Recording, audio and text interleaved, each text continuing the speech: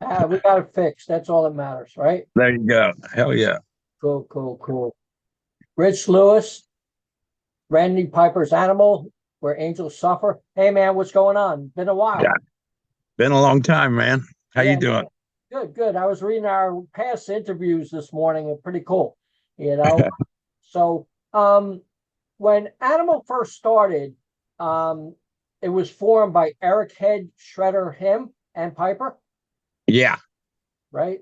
So did you audition or did you just join the band?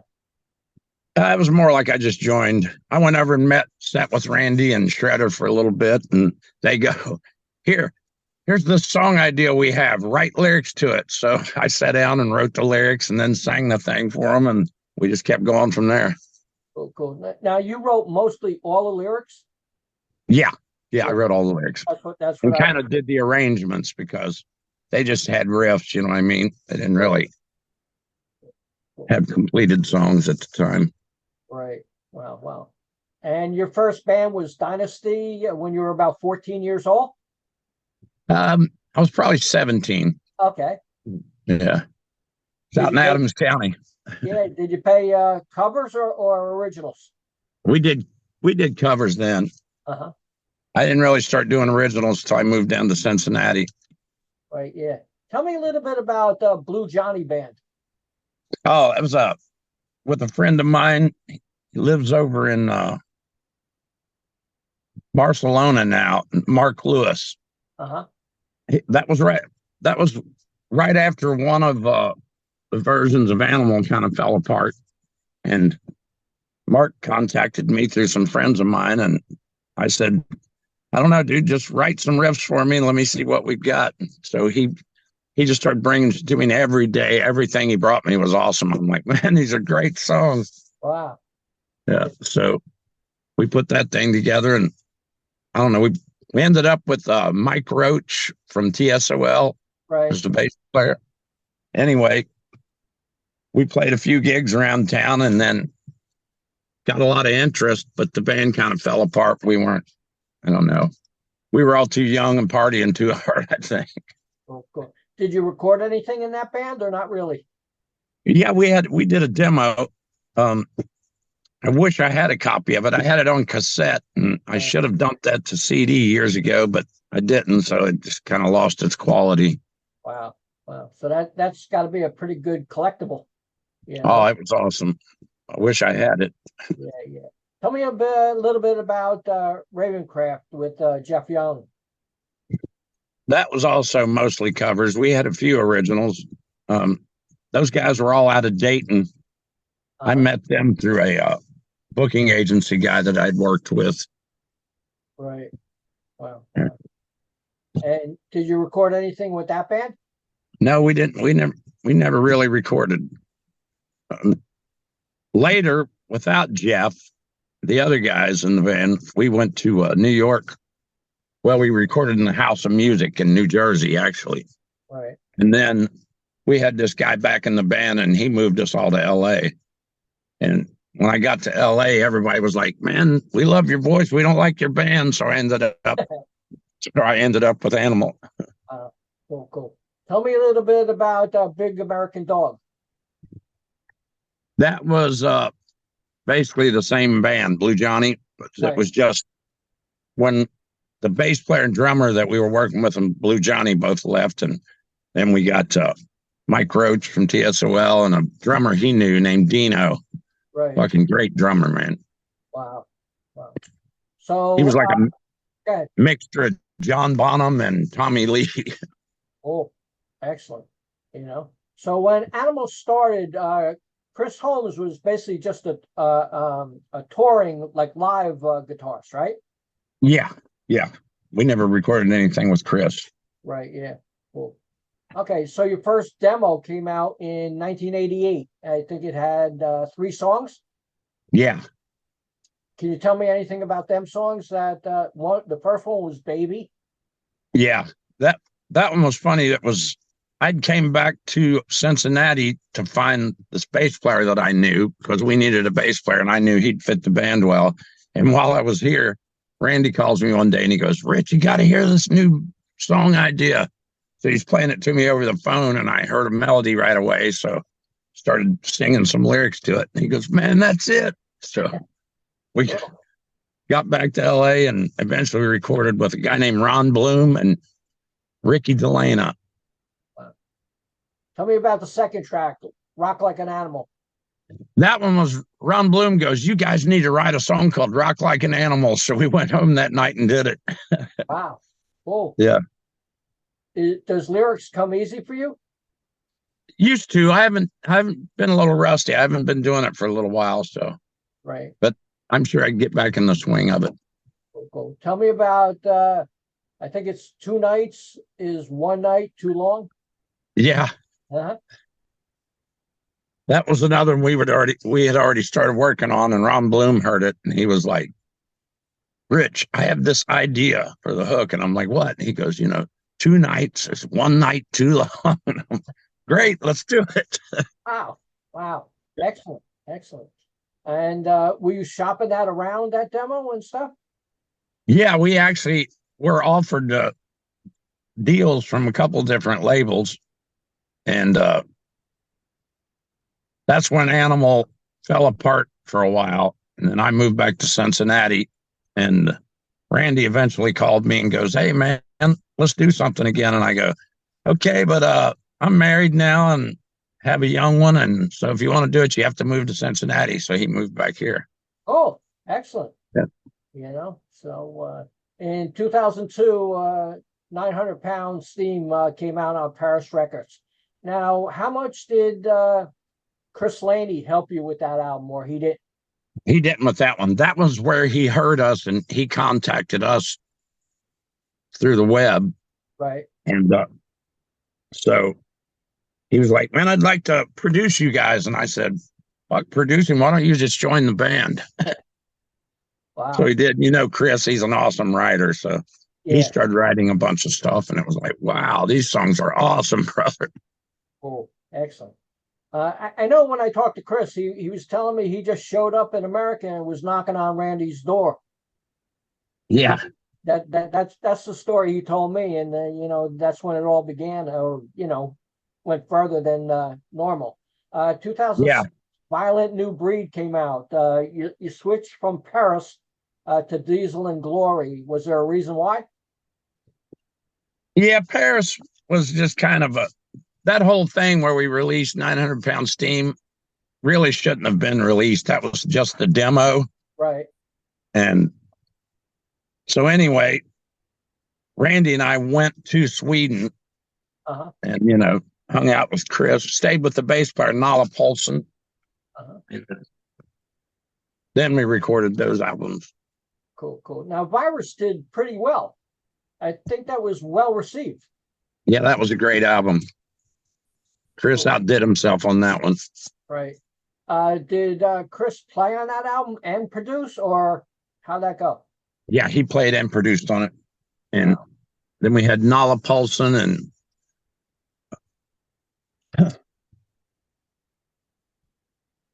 and we recorded the first one, and we never really got to tour on it. So when the time we recorded Virus, we were in Sweden and had some gigs to play, played the Sweden Rock Fest and all that. How was that? That was awesome. We didn't play any of the things on Virus yet because we hadn't released it. Right. So. Wow.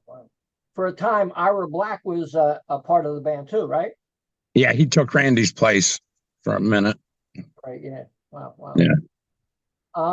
Can you tell me a little bit about 2012 Counterfeit House DC project? What is it? DC project that you're on? I watched it on your Facebook page, and it says Counterfeit House by DC Project. It's on your Facebook page. I'm not sure what that is, to be honest with you. Okay, well, you check out your Facebook page because it's on there. A video. Wow. So, where Angels Suffer, that started in 2010. How'd that band get together? Actually, a guy that runs a tour bus company out of San Diego knew Randy, and he'd stopped at Randy's place, and Randy played him some of the songs on Virus. Uh-huh. And he was like, damn, why don't you get Chris Holmes and a couple of other guys and get back out on the road with that? This album's too good to be sitting there. So Right. he actually contacted Steve Unger, I believe, first. And Unger was like, we should get Chris Holmes too. And then Unger brought up Stet. So anyway, it all kind of just fell in place eventually, you know. We all went to Stet's. He had the big warehouse in Florida where we could rehearse. And Right. Wow. that's how it happened. Cool, cool.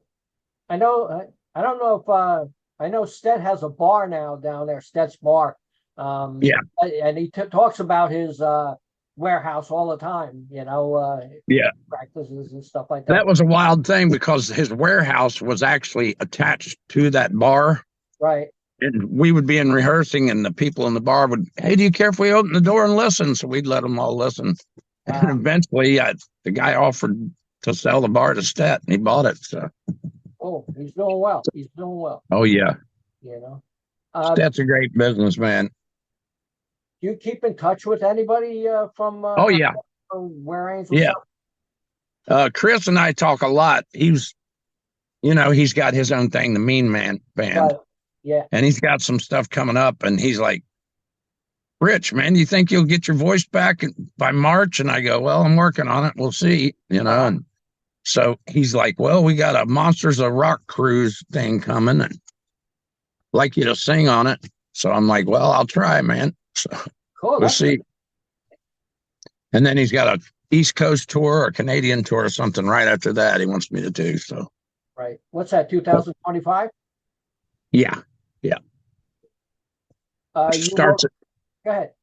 Starts in March, and then I don't know, how much longer after that. So Cool. Are you working on anything yourself? Just trying to get my voice back. Rather the throat cancer a couple of years back. Right. The muscles are twisted around my voice box, so it won't move the way it's supposed to. Right. Yeah. Wow.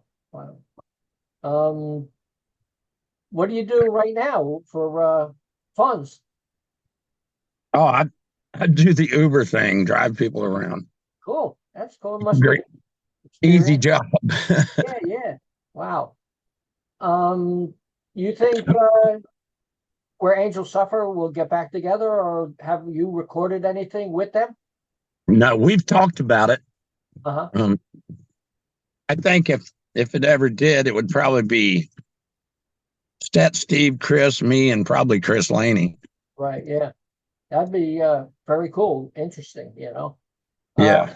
You don't keep in touch with Piper at all, do you? I talked to him for the first time in a while, I don't know, 2 or 3 weeks ago. He seems to be doing pretty good. Good. Yeah, I was very close to him, and then when the band broke up, my relationship fell apart with him. Yeah. So, I think Randy went through a hard time there for a while. I don't know. Right. Yeah. I mean, you don't see nothing on social media with him, or basically nothing. Right. So I think he's done a couple things, but I don't know for sure. I've seen a couple of videos of some guys. I don't know any of them, so I don't know who they were, where they were playing it. Right. Yeah. Somewhere around Seattle, I believe. Wow. So, in your earlier days, what was the first concert you attended? I saw Humble Pie, a band called Gentle Giant. It seemed like there was another band, but I can't remember them. But it was a really good concert. No, it was Edgar Winter. Oh, that's cool. Yeah. Yeah. Wow, that's interesting. Steve Marriott was always one of my favorite singers. Wow. And what's the latest concert you went to see? Did you go to Udo? Yes, just the other night. Yeah, that was awesome. Yeah. Udo, I ran into him at the Swedish Rock Fest, and we sat drank a beer, ate a steak, and bullshit for a while. Great guy. Cool. I mean, I don't know, whoever was filming that's on your Facebook page it was really close, to the stage and stuff like that. It must have been like an intimate type setting. It's a cool place. It's actually in Indiana, about 15 minutes away from where I live. Right. The Blue Note, great place, man. He's got like 3 different rooms, and the biggest room was where Udo was playing, and then other bands play in the other rooms to open and shit. Wow, wow. So why was Piper replaced by Ira Black? He just kind of bumped heads. He wanted to do things a different way, and the rest of us didn't. So, he moved on, and Ira was a good friend of Steve's. So we just brought him in. Right, yeah. Right. Well, Ira played in Lizzie Borden too, right? Yeah, he's played with quite a few people. Played with Doc in here recently. Played, who was it? Somebody else pretty well known just recently I saw, but I can't remember who it was now. Wow. Ira's a great player. He's the Ira Black show, though. Right, yeah. Wow. Was going into music the best thing you ever did in your life? Probably. I mean, it probably saved my life when I was a kid. My best buddy, Donnie Tincher, he got me going. He was a bass player, and they had a band together, and we used to cruise around, and listen to tunes in the car and sing along. And he kept turning the volume down one day, and I go, "What are you doing?" He goes, "I'm listening to you sing." He goes, "Damn it, you got to sing for the band." And I go, "What are you talking about? I thought you and Larry were the singers." And he goes, "Yeah, but you're a real singer." Yeah, cool. So that got me going. Wow. If someone came to you and asked recommendation or to go into music, would you tell them, certain things to watch out for, or just whatever? Well, as I do, the music business these days is a lot different. So you don't really make any money off selling records or anything anymore. That's true. You got to get out there and tour and try to make your money that way. It's a tough business to break into, but Yeah. Wow. You got to know people. Get to know people that have connections to get you there. Cool. I've got some good friends here in Cincinnati right now that are writing some great songs. A band called 1330. Me and the guitar player Steve Bishop worked together, a couple of different bands, and anyway, they were mostly cover bands, and I was always on him about you got to start writing, dude. And anyway, the band he's with right now, the 1330, they started writing originals, and they're all great. I love every song so far. Great singer, good drummer. The bass player is actually a great guitar player too, and he has a recording studio, records a lot of bands here in town. And so they can go right in the studio and record as soon as they write something, What's your feeling? I think you'd like them. Go ahead. What's your feeling about vinyl coming back? About what? Vinyl coming back. Oh, I like it. It's cool. Yeah.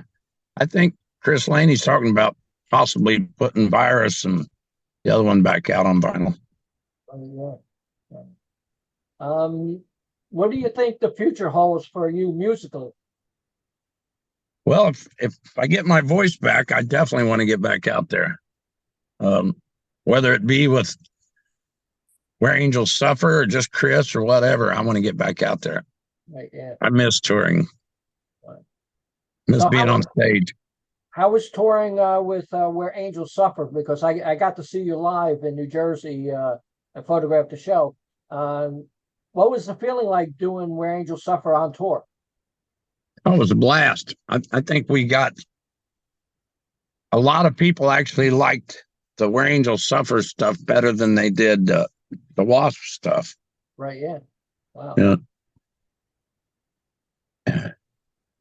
They, I guess somebody was interviewing Blackie and said something to him about me singing his stuff better than he was or whatever. And he said, interview over. Yeah. Wow. So did you record anything with Where Angels Suffer? No, we never got to record. We were going to, and that's about the time all the health issues started kicking in. And I don't know if you know about it or not, but Stet ended up with some kind of cancer. Yeah, yes. Then I ended up with throat cancer, and right after I finished all my treatments, Chris ended up with the same cancer I had. So he had to go through all that too. Wow. I guess you're lucky you're still around, right? Yeah. Yep. Yep. Good luck, man. Good luck.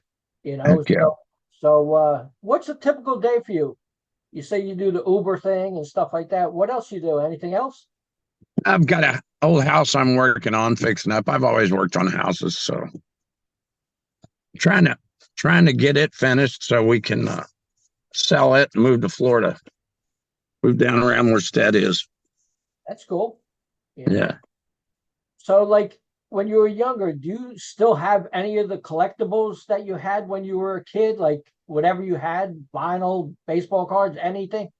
I was terrible about keeping anything. People would go, "Hey, man, I really like that magazine. Can I have that?" Yeah, here, go ahead. So I gave everything away, basically. Cool, cool, cool, cool. You know? Did a few interviews back early with the animal thing, me and Randy, and I should have kept those magazines, but like I said, I was terrible about giving stuff to people when they wanted it. So. Yeah, yeah. Me, I'm a pack rat. I keep everything, you know? You wouldn't believe it, you know? All I get to do Yeah. is throw that junk out. And if I did throw that junk out, all that money I would have wasted, Yeah, really. because from baseball cards, the comic books, the Kiss stuff, the music stuff, like on and on and on. And I enjoyed it. My older brother, he kept all his Marvel and DC comics for years and years, boxes full. And every time he'd move, he'd have to move the stuff. And his wife was getting on. That's it. Well, I'm not moving those things anymore. You need to get rid of them. So he gets rid of them. He would have probably been a rich man right now if he hung on to them. Yeah, some of them are worth a lot of money. Yeah. A lot. He had them all. Well, Rich, it was great talking to you, and I wish you well and continued success and happiness for you. Would you like to say anything to the fans out there right now? Sorry I haven't been around, guys. I will try and get back out. Working on it. Good luck, man. Good talking to you, buddy. Thanks a lot. Bye-bye. All right. Talk to you later.